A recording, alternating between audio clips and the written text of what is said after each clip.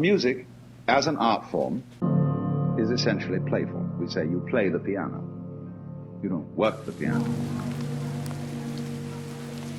Why? Music differs from, say, travel.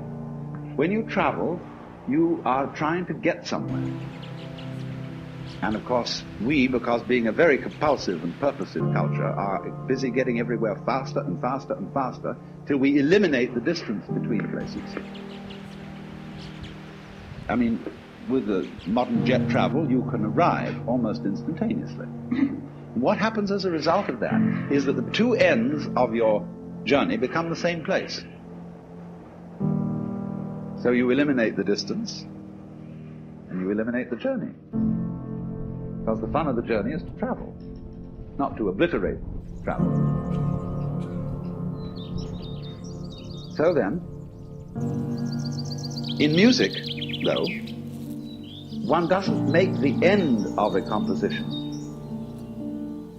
the point of the composition. If that were so, the best conductors would be those who played fastest.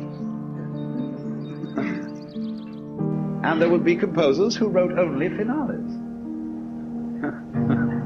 People go to a concert just to hear one crashing chord, because that's the end. Same way in dancing. You don't aim at a particular spot in the room. That's where you should arrive. The whole point of the dancing is the dance.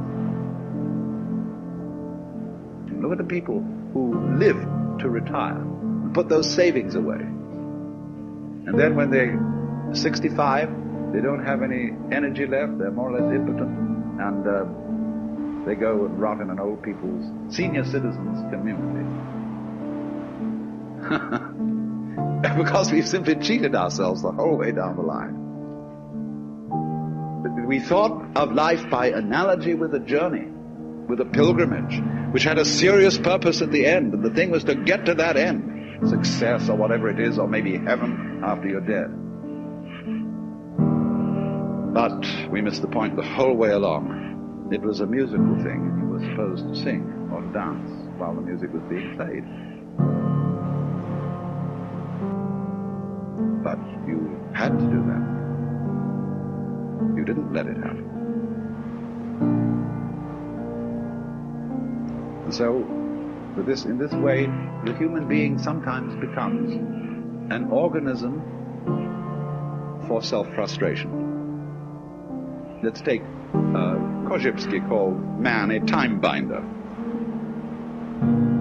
That means that he's the animal peculiarly aware of the time sequence. And as a result of this is able to do some very remarkable things. He can predict. He studies what's happened in the past, and he says the chances are so-and-so of that happening again. So he predicts. Thus, it's very useful to be able to predict, because that has survival value. But at the same time, it creates anxiety.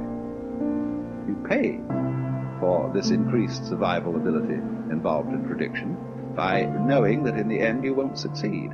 They're all going to fall apart by one way or another. It might happen tomorrow, it might happen 50 years from now. But it all comes apart in the end. When people get worried about that, they get anxious. So what they gained on the roundabout, they lost on the swing. So then, if you see, on the other hand, that existence is musical in nature, that is to say that it is not serious, it is a play of all kinds of patterns,